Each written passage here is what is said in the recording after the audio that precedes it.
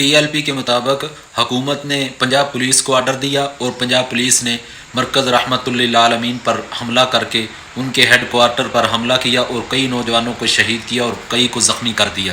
اب نہ حکومت، نہ پنجاب پولیس، نہ TLP، سب سے پہلے ہم پاکستانی ہیں۔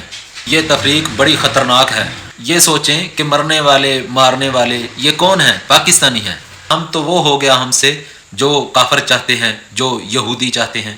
اس یہودی کو سنیں، یہ کہتے ہیں کہ تم آپس کے اندر لڑو، آپس کے اندر نفرتیں پھیلاؤ، ہم تمہارا کام تمام کریں گے، ہم اپنا کام کریں گے۔ یہ کہتا ہے جب تک تم ایک امت نہیں بنتے اس وقت تک تم ہمارے ساتھ نہیں لڑ سکتے۔ نفرت سے فائدہ صرف دشمن کو ہوتا ہے۔ اب ذرا اس یہودی کی گفتگو سن لیں۔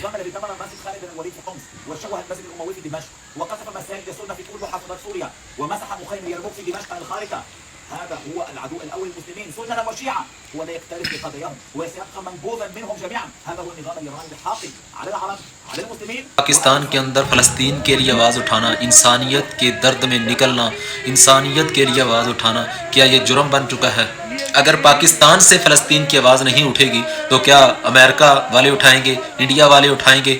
کیا اسرائیل سے آواز اٹھے گی فلسطین کے حق میں؟ حکومت کو بھی ہوش کے ناخن لینے چاہیے۔ یہ نجائز بچوں کا کام ہے آپس کے اندر لڑنا اور لڑانا۔ بس آخر میں دعا ہی کر سکتا ہوں کہ اللہ سب کو ہدایت دے۔